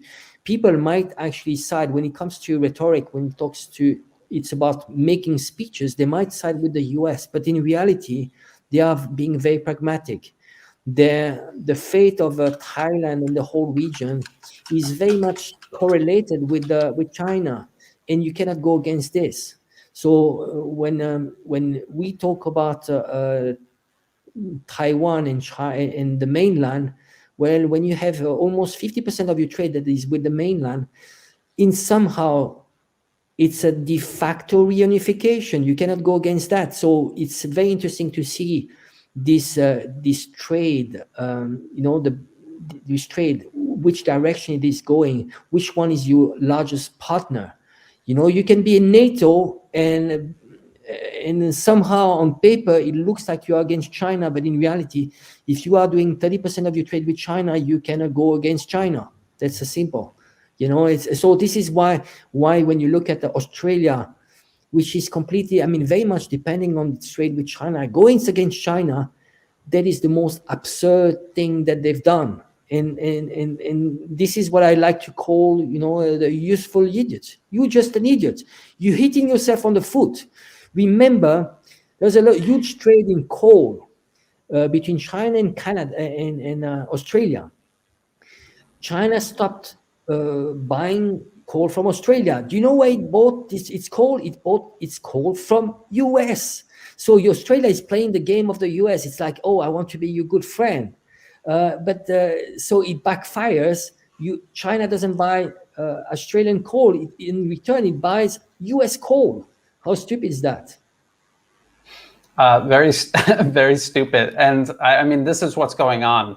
There is the US with its soft power and its political meddling, and it's up against economic prosperity, which is what the vast majority of people are concerned about. Like you said, whatever side anyone is on politically, very, very few people in any given society are all that enthusiastic about going out into the streets. The vast majority just want to do business, go to work, take care of their family. That's all they care about. And this is the reality. And if you were in Thailand from like the early 2000s to today, like I have, you will see how people have just gradually gone from thinking just in general that China is, it's there, but not that important. The stuff coming from there is kind of junky, to where it is today, where people actually value Chinese products. They're high quality. They understand the power that China has as a country. They understand the positive impact it has on the region. And this is what the US is up against. This is an area where the US cannot compete with China. So this is why they do these dirty tricks, political interference. This is all they know. It's the heir of the British Empire. That's how the British Empire did business. If the British Empire had a peer competitor economically, that they would be failing, just like the US is failing now. And they would have to resort to their strength. Their one strength is their ability to infiltrate a country politically and socially, and just infect it with division and get everyone fighting with each other, and the manipulation. So this is what we see the US doing. This is why we're watching this. This is live, by the way, anyone who's just joined. I saw Lou ask about or just comment on how similar the protesters look to the Hong Kong protesters. The protest leaders here in Thailand literally went to Hong Kong to meet with the Hong Kong protest leaders. They talk about the Hong Kong model to organize their own protests here. And they're all being funded by the same organizations, the National Endowment for Democracy. They all went to the Oslo Freedom Forum together. And so this is why the protests look identical, because they're being run by the same foreign interests, the same advisors, the same coaches. Yeah, I think we should also mention a lot of people have this fear of China, and we should really look at history. I think it's important to look at where China was 500,000 years ago, and has China ever been hegemonic? Has it been colonizing the world? It could have done it. It could, if it wanted, for a long time. China was the largest superpower, was the largest economy. It was never hegemonic. Look at facts. How many army bases China has around the world? US has 800 army bases. China has only one. Is in Djibouti, and is for peacekeeping in Africa. Look at really facts. As China being, imposing their system on other countries? No. Has it attacked any country in the last 50 years? It had border issue with a few countries, but it was just border issue, and they were solved with Vietnam, with especially with India, and those are related to colonial area bad border definition. So China has never been hegemonic. If China tomorrow becomes the largest superpower, or it will be probably a multipolar world, the world is going to be benefiting from that. When it's a unipolar world, that it becomes very dangerous. When you have a country like China, which is focusing more on prosperity and improvement of material lives, that is going to give an alternative, and probably China will give a voice to the global South. Keep in mind that the global South has never been decolonized. Now it's modern world colonization. It used to be like army. The British Empire used to be on the ground in India. Now colonization is in different forms. The capitalist colonization is through the US dollar, is through the IMF. It's through imposing Western style democracy, which are completely rigged, which will be actually run by the elites. Those are modern style colonization.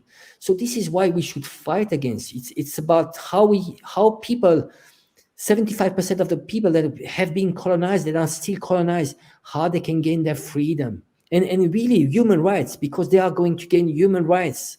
Because again, how does it make sense that you have a country that makes up 4% of the world population that is ruling over the world? It doesn't make sense.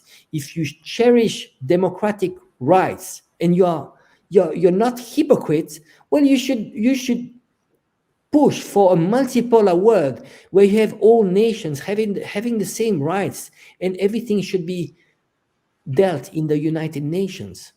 Not an oppressive superpower that is actually disrupting the whole world. It has disrupted for ages South America. There was the Monroe Doctrine. It has created a revolution all around the world. Balkanization of the USSR, Balkanization of Yugoslavia. I mean, so many disruption, and it always go against the interest of people. Again, it's the world of tomorrow. If we go into a multipolar world, it is going to be a big change, and finally the end of imperialism. Because again, when you are Westerner, you don't suffer.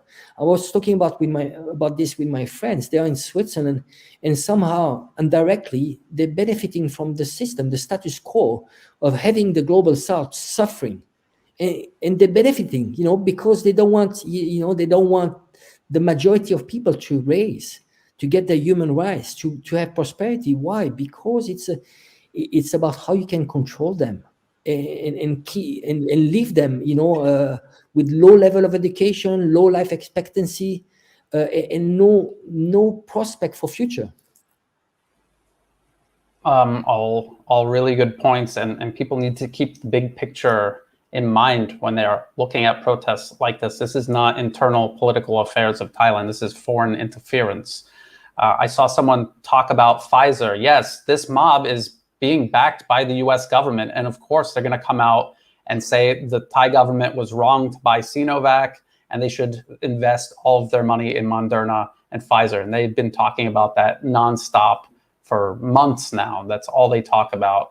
They even had Thanaton, the billionaire, the union-busting billionaire who now bills himself as the do a PowerPoint about how great Pfizer and Moderna are and how terrible Sinovac and Thailand making their own version of AstraZeneca is. So it just goes to show you on every level, the opposition here, how in tune they are with US interests over Thailand's own interests. These are people that want to run the country. And they'll sit there and swear that they're not, but every day they demonstrate that they are with their actions. Are there any other questions? What can I do in regards to someone was asking about the yellow vest. What do we think about the yellow vest? I've been following very closely the political system in France.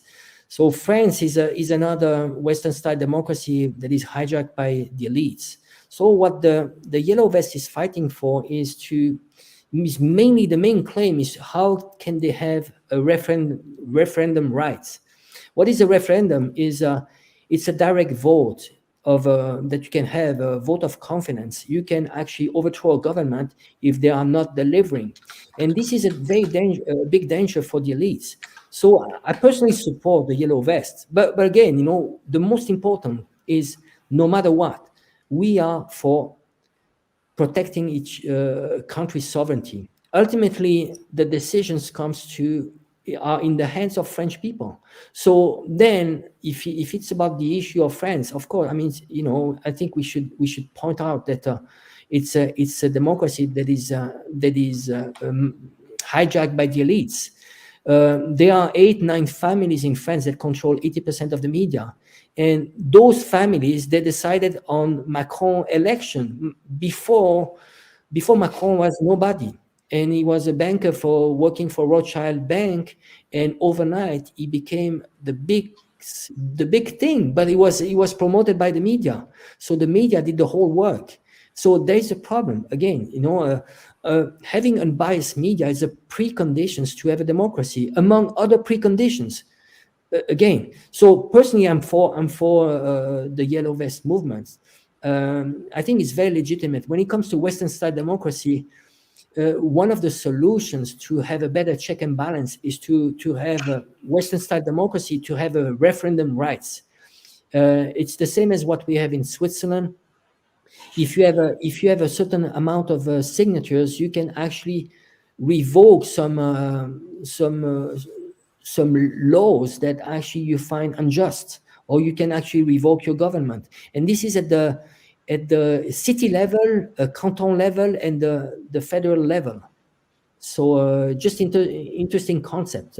So I think, I mean, personally, I'm for the Yellow Vest. But again, we are for self-determination. No matter, it's not about the ideology. So important. A lot of leftists or people from the right, they come to us and they want us to have labels. I'm against that. I have my personal beliefs, but I don't want to export. I don't want to push that. I think the most important is that self-determination. And ultimately, if you have that and people find their own solution, and it's even if they find a real democracy by definition will not be an elite-run democracy. It will be more social, more equity. If you have a real democracy, you should have, by definition, if you are poor and you have a majority of poor, why would you vote for the elites?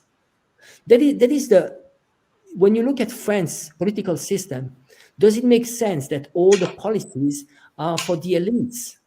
Well, it's because the system is completely rigged. You have to look at the roots of the problems. The Constitution is the rule of the game. Ask yourself, who writes the Constitution?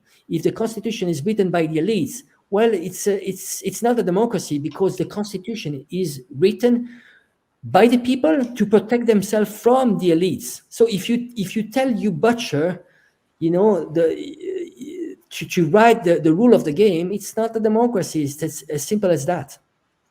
If you look here, you can see along the side of the road here, there's some military bases, and the police are blocking off this route because this is what the protesters are trying to do. So now, imagine if you storm into a military base in the United States, for example. What do you think the likelihood is that you'll probably get shot? Pretty high, I think. You don't go into a military base, but this is what the protesters have been trying to do every single day. They want to get the prime minister is a former army general. He lives in a house on base, and they want to storm it. They want to go to his house, basically, where he lives with his family.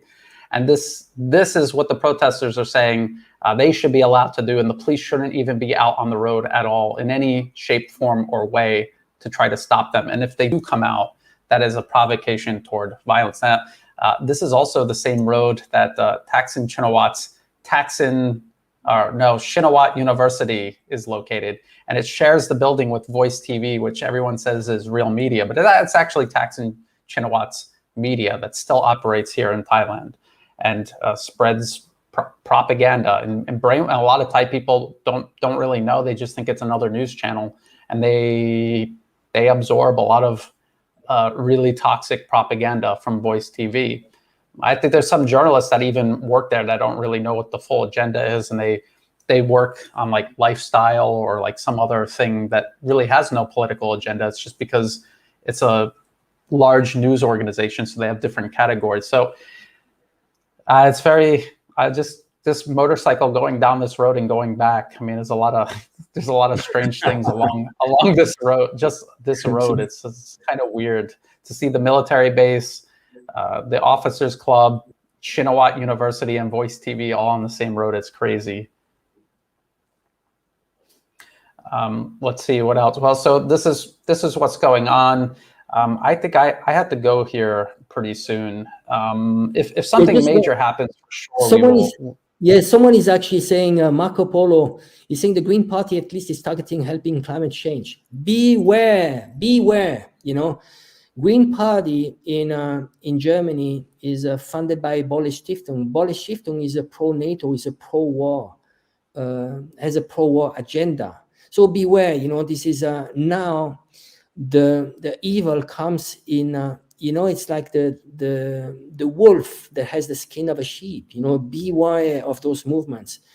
Green Party in Germany is pro-war and is the most aggressive. Merkel is much more compromising when it comes to the relationship with China and with Russia. So we need to be really, really careful. Now the devil comes in forms that actually it's all marketing. Marketing is getting more and more sophisticated. Remember, you know, in the old days, they wanted to export civilization. The British, you know, now it's changed. Now it's human rights, democracy, and so on. But in reality, it's still the same wolf. It's just the marketing is getting much more sophisticated. Now the penetration when it comes to news, actually, you mentioned the video of Daniel Dumbrell is amazing. The last video is actually how actually they are hijacking YouTubers. You know, I mean, YouTubers, that's what they do, and you can actually pay them just to further your own agenda. So you have those anti-China YouTubers coming with the stories, you know, like crazy stories about China. You know how much they hate China, and so the whole propaganda is getting more and more sophisticated. Now we are able to expose them through National Endowment for Democracy. But because we expose them, they are going to be more sophisticated. It adapts and changes. And so we need to be extremely careful. You know, Green Party's question, and it's very easy. Follow the money. You know, it's very simple. Brian and I, we are not scholars. We are average people. We are just willing. We live in the area, and we are affected somehow by what is happening. We don't want Thailand or China to turn into Syria. We somehow have a connection with the place, and we see firsthand what is happening. The only thing we do is that whoever wants to can do is just follow the money. Whenever there is a protest, look at who's leading the protest and who's funding. And the funding is going to give you some information. Is that legitimate? Is it a local initiative, or is it led by geopolitics? And again, if it's led by geopolitics, it is not for the interest of the country. This is in the interest of neocolonialism interest, and ultimately it's going to backfire, and it's destructive.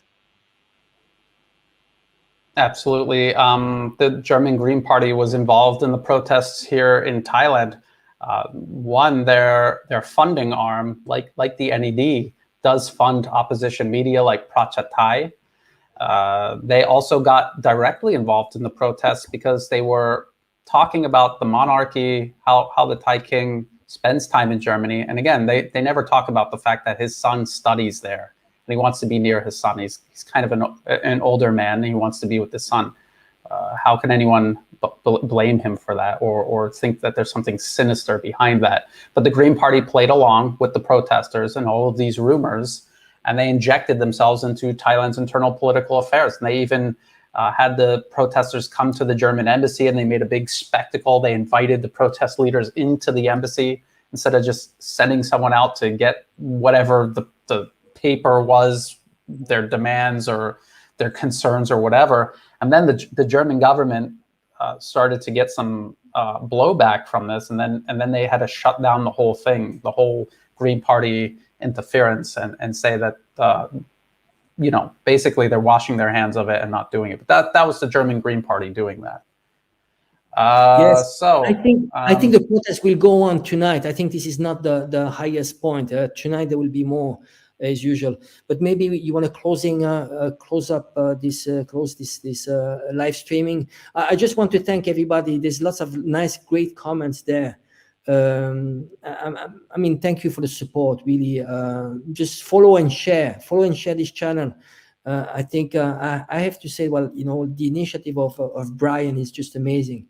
Again, it's a selfless initiative, and it's very touching. The work you're doing really through this initiative, Brian. So if you want to add up something. Well, anyway, thank you very much, Angelo, for joining me. I mean, watching your example in Hong Kong and the difference that someone can make by just speaking up when no one else is, because they're afraid, because of the climate of fear, because people know that there are costs associated with coming out and challenging Western hegemony. It's dangerous, it's stressful. I don't enjoy doing this. I know, Angelo, you don't enjoy doing this. It's just something that has to be done. Look at Thailand. They don't have one single English language media platform, not a single one that covers this in an honest way or gives any of this context. Even the government-funded Thai PBS is run by journalists who studied in the West and who are part of Western media networks, which are basically propaganda networks. They come back to Thailand, they're funded by the Thai government, but their work is indistinguishable when it comes to politics from, say, the BBC or Reuters. And a lot of them go back and forth from BBC to Thai PBS to one of the fake NGOs funded by the US government, Isan Record, for example. So we're the only ones covering this. When we do these live streams, Angelo and I, when we're doing this, that's only us in English doing this, trying to get the word out about what's happening in Thailand. Nobody's really covering Myanmar. No one's covering Malaysia. So this is the Arab Spring is unfolding again, this time in Southeast Asia, and we're the ones covering it. And it will be great to have more people come to do this. Frankly, I don't want, if someone came along and did a better job than me, I would happily go back to industrial design. That's what I used to do before I got into geopolitics. It's very satisfying work. It's less stressful. But until that happens, we have to do this, because look at what happened in the Middle East and North Africa. Look what happened in Hong Kong, how bad that got before it was under control, how many people's lives were impacted by that. These are real people. I live here. These people, even if they're against me and they're for the mob, but they have no idea what they're really supporting. And it's their life also that's going to be ruined by this trap that they found themselves snared in. So we have to work hard every day to open people's eyes and combat the disinformation, the propaganda from the West that's relentless. Look at the scale of it. So anyway, thank you again, Angelo. Thank you, everyone who watched. I'm going to kind of fix up this in post. I'll put a cover on it. And until next time, thank you for watching, and goodbye. Good.